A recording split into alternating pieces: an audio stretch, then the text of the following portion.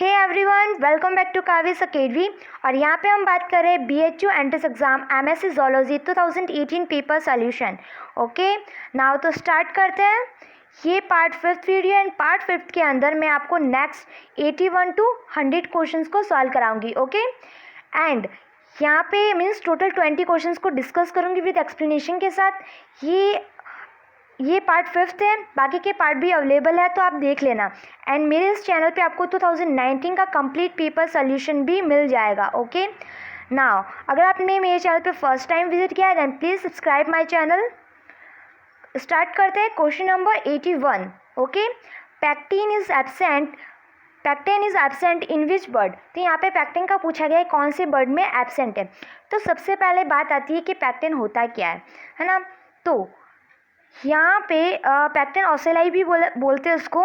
ये बर्ड्स के अंदर प्रेजेंट होता है।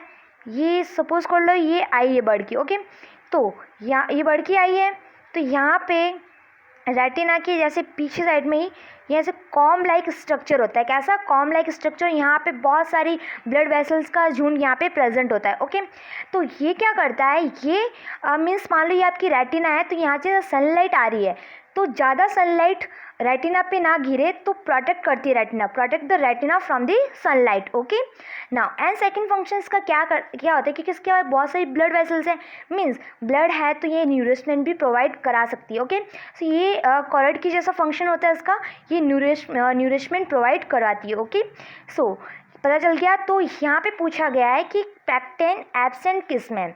तो पैक्टिन आपका एब्सेंट है कीवी के अंदर। ओके, एंड आउल्स के अंदर। सो option number 3 is correct. Okay, now sexual embrace between male and female is called. तो यहाँ पे आपको पूछा गया है सेक्सुअल इम्ब्रेस बिटवीन, ये क्या होता है, एक बिहेवियर है। ये जो डेफिनेशन है ये मेटिंग बिहेवियर की डेफिनेशन है। ओके, और उसको हम बोलते हैं एम्प्लेक्सस। क्या बोलते हैं, एम्प्लेक्सस। इसमें मेटिंग पोजीशन के बारे में बता रखा है। सो ऑप्शन नंबर 2 होता है आपका करेक्ट। स्पॉनिंग क्या होता है कि एग को रिलीज़ करना या डिपॉजिट करना, उसको बोलते हैं। लाइक फ्रॉग हुआ, फिश हुआ, वो पानी के अंदर एग को रिलीज़ करते हैं या फिर डिपॉजिट करते हैं। एंड स्वार्मिंग क्या होती है कि कोई भी ऑर्गेनिजम्स है या वो फ्लाई कर रहे हैं एक साथ ग्रुप में, लार्ज नंबर में, या तो फ्लाई कर रहे हैं या मूव कर रहे हैं, लाइक हनी बी है ना, तो वो स्वार्मिंग नेचर शो करती है। तो यहाँ पे आपका मेटिंग बिहेवियर का पूछा है, मेटिंग बिहेवियर के बारे में पूछा गया है, मेटिंग पोजीशन। तो यहाँ पे आपका आंसर है एम्प्लेक्सस। ओके, नाउ नेक्स्ट देखते हैं। Axolotl larva is best example.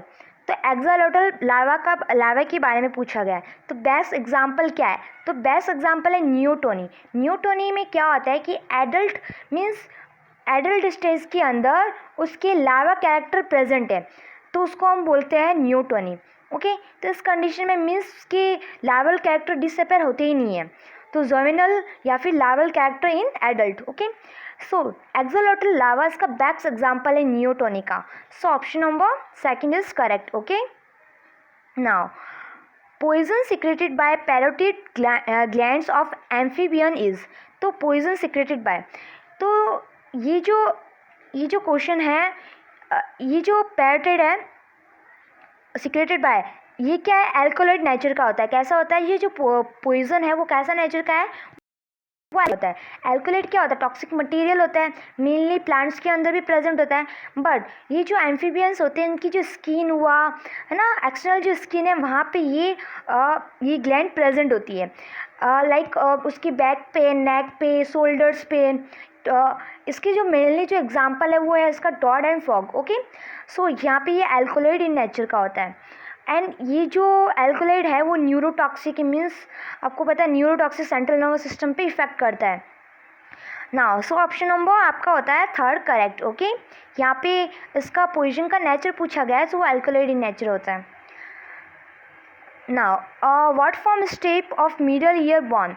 So option number 1 is correct, that is the hyomandibular. Okay, now pituitary gland is situated in. तो पिट्यूटरी ग्लैंड आपकी कहाँ सिचुएटेड है, in the hypophyseal fenestra. Okay, so option number 2 is correct.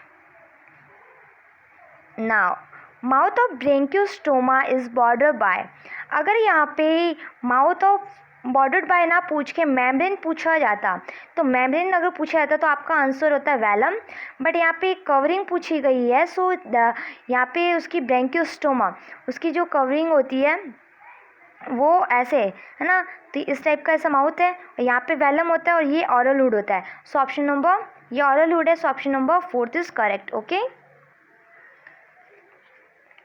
Now next देखते हैं question number 88।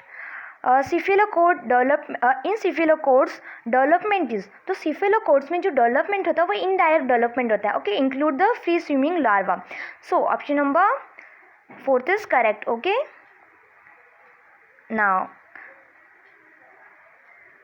In myxiniformes ear is ear is with, तो यहाँ पे जो ईयर होता है आपको पता है कि ear is semicircular canal हमने निकाली होगी, आपने जब बीएससी में एक्सपेरिमेंट किए होंगे एमएससी में, तो यहाँ पे जो मिक्सिन है ना, myxiniform that is the myxine, hagfish, इसको हैगफिश भी बोलते हैं। तो यहाँ पे जो आपका आंसर है वो है आपका option number 3। Okay, first semicircular one होता है, only one semicircular canal. Now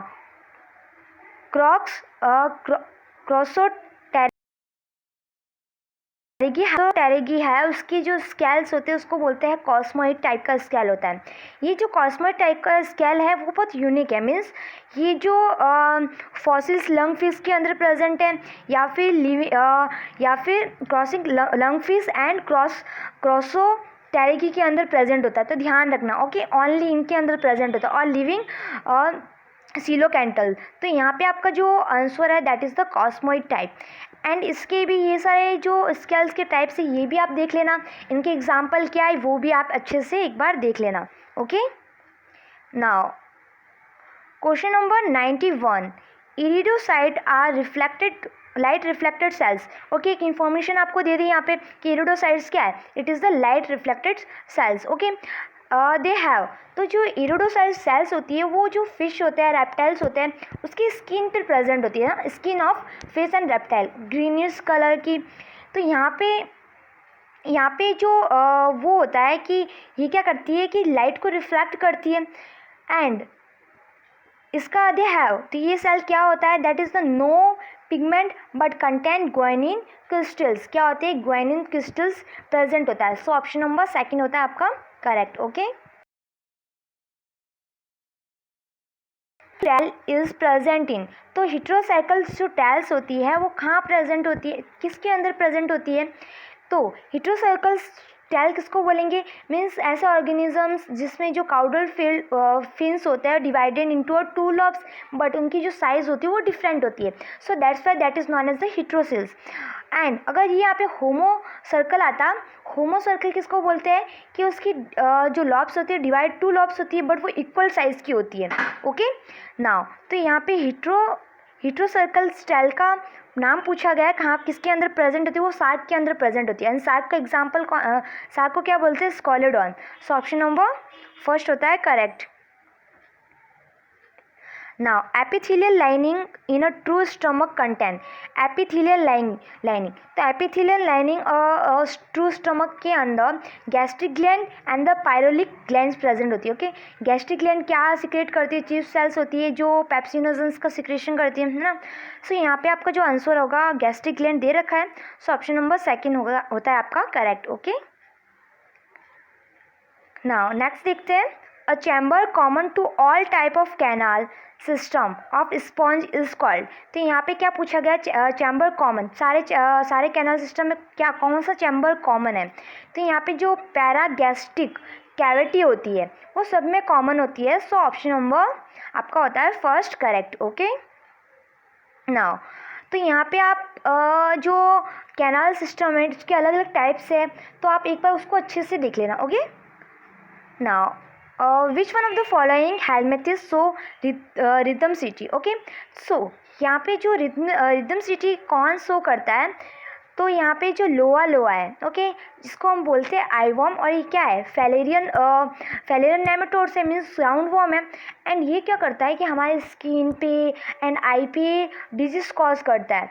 तो यहाँ पे रिदम सिटी कौन शो करता है, तो यहाँ पे लोअर लोअर शो करता है, इसको आईवॉम बोला जाता है। सो ऑप्शन नंबर आपका होता है third correct. Okay, now metameric segmentation occur in the individuals belonging to metameric segment. Metameric segments का मीन्स होता है linear series of body segment fundamentally similar in structure.